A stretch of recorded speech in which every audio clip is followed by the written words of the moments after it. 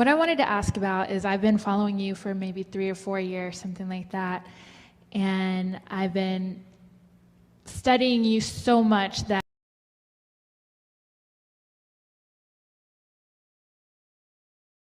I feel like the change in me for getting closer to alignment has been gradual, but I want it to be something more I feel like I have control over.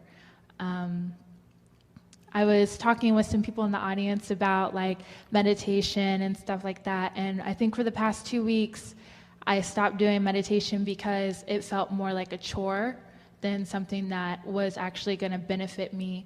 And I know you said that if it doesn't feel good, then you shouldn't be doing it. So I want to see how I can push myself and feel more in control of my life. Well, consider this. So you get it, that the reason that we would encourage you to meditate is because you might have some busyness going on in your vibration that isn't serving you, that if you were to meditate, it would soften it and you'd be in a better place. And so, and you also get it that if you're being really specific about something that you don't believe, that you're sort of shooting yourself in the foot. So being more general is a good tool. So you're also getting it that if you are chilled, if you are in alignment, meditation isn't a good idea because you're already there.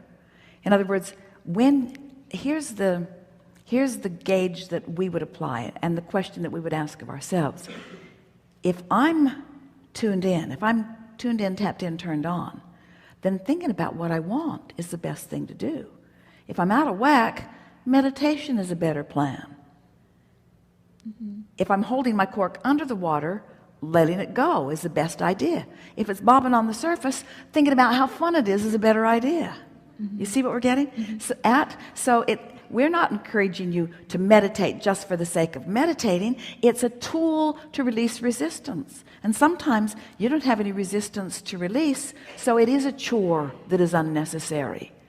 And the reason you called it a chore is because parents are all the time giving you meaningless things to do that you're not inspired to, that you don't want to do, that you don't have any momentum going for, so it feels like a chore. And why does it? Because you didn't want to do it, because there's no momentum going. We think it's wise. We don't want you to make chores out of our processes. We want you to use them as tools to improve your vibrational state of being. You heard that clearly, didn't you? But I still feel like I do have resistance that I need to work on. I don't feel like I'm at that level where it's okay. Well, I don't feel like I'm at that place where it's okay to not meditate or whatever. I feel like I still need to improve my alignment because my life is still kind of like up and down. Well, we would rather see you having a wonderful walk outside than meditating, because both are conducive to alignment. We would rather see you happy about something or appreciating something than meditating, because whether you're meditating or appreciating, there's still no resistance. So just move around in the knowledge that you've found and see what fits this moment and what fits this moment. Sometimes in a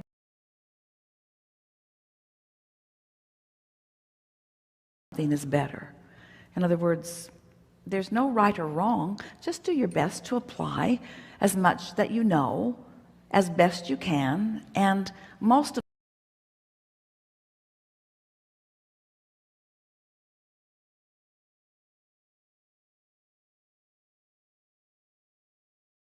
things down more than anything, and making meditation feel like a chore. Also, we don't want you to meditate to fix something that's broken. We want you to meditate because it feels good to release resistance. So what's topsy-turvy? What is it that you want to improve? What matters most? I just want to feel more stability in my emotions. I feel like whenever I get out of whack, I have to kind of just ride it out because I don't know how to fix it in that moment. No one does. Don't try. That's why we came up with that wonderful story. I've just jumped out of an airplane. I'm at 30,000 feet. I have no parachute. What should I do? Hang on, it will be over in a minute. Because there's momentum in it. Just write it out. But while you're writing it out, don't beat up on yourself about forgetting your parachute. But I have a lot of those kind of moments, and so I feel like there's something that I need to be working on. That's why I feel like I need to be meditating or doing the positive aspects or something like that. All right, you've beforehand. convinced us. You're bad, you should meditate more. You argued for your limitation.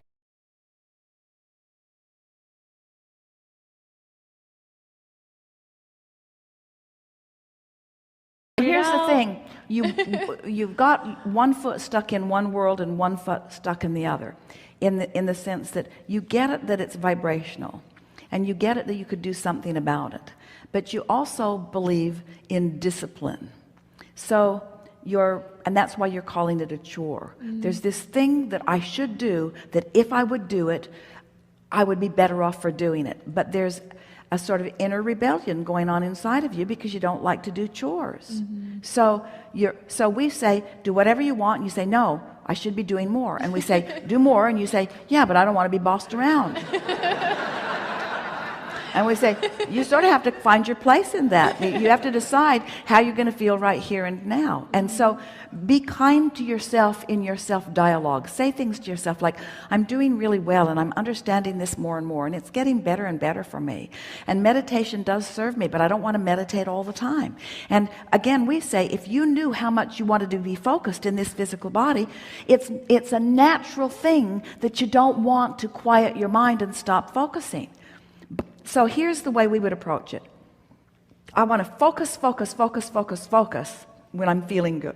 And when I'm not feeling so good, I want to quiet my mind and meditate in whatever way I can. It's sort of like sometimes you just want to curl up and take a nap. Well, when you feel like that, do it. But you don't want to always curl up and take a nap. Sometimes you want to get out. Esther used to watch Jerry because they would go, their favorite place was La Jolla, because there's a beautiful place where the rocks just stretch out and out and out, and it's usually sunny, and so the rocks are warm, but the ocean air is cool. So it was just a really nice mixture of a cool breeze and warm rocks. It was just like the perfect place to relax and focus and feel good.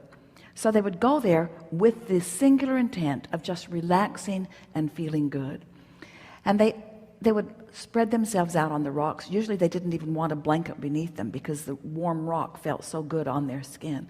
So they would just lie there on the rocks, and Esther would barely be relaxed into feeling the ease of the moment. And she would hear or feel Jerry's fingers thumping on the rock, because he had already chilled. He had already come into alignment, and now his vortex was filling into his grid. And now his engine was revving.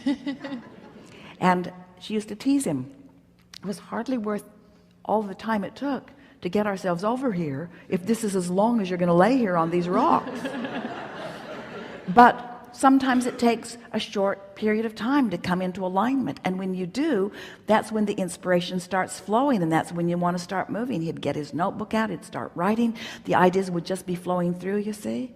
So we don't want you to meditate all the time, and we don't want you to work hard. We want you to take inspired action. We want the meditation to lead you to inspired action if it does. But if it isn't working, then take another tact and another tact. There are many ways. Listen to music, take a run, pet your cat, walk with your dog, call a friend. In other words, do anything and everything you can think of that will bring you into a place of feeling good until you discover which things work best for you. And then understand that the thing that is working best today may not be the thing that is working best tomorrow, but before you know it, you'll have this whole pile of things in your pocket, a bag of tricks, so to speak. That was one of the things about the 22 processes that we put in the back of the Ask and It Is Given book. They were written in an understanding that you are at different vibrational frequencies. You are at different relationships to the source within you. And sometimes one process works better than another. So you just have to figure out what works best for you right here and now. But we want this conversation to do its job, if words could teach, in the convincing you that there's not one process that's going to work for you every time, but that the desire that is at the heart of this is what really matters. I want to feel as good as I can feel now. right now. I'm going to do the best I can to feel good now. And so if you don't feel like meditating, that's fine. But when you beat up on yourself for not meditating, that's not fine.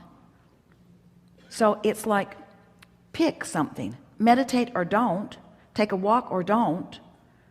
Go with that person or don't. Go with that person or that person. Do this thing or do this thing. But whatever it is you are inclined toward, line up with it completely. Don't not meditate and then beat up on yourself. If you're going to meditate, give it your all. If you're going to go with that person, give it your all. Give whatever you're doing your undivided attention. Give it a chance to come into sync with the power that creates worlds. And if it doesn't, then make another choice, until before you know it, you're going to feel really flexible and really free in the choices by saying things such as, this is what I've decided, I'm going to make this work. And I don't have to do it forever. This is a temporary thing that I'm choosing. But for right now, this is the direction I'm going. Sort of like Esther standing there at the ticket counter, and they're telling her that this flight isn't going, or it is going, but they're not going on it. Or maybe some of them could go, but for sure their luggage isn't. And in other words, there were many variables. You could do this, you could do this, you could do this, you could do this. So Esther stood there and she contemplated all of the things that were there, and then an idea flowed into her mind, and then she lined up with that idea. The others that were with her could hardly catch her. She wasn't even interested if they were coming with her or not. She was on her way to a rental car. Come if you want. I'm driving to Atlanta. In other words, she was lined up with it, completely lined up with it. Now, it was easy for her to line up with it because she's done it many times, and she's contemplated even about this trip, you see. But things get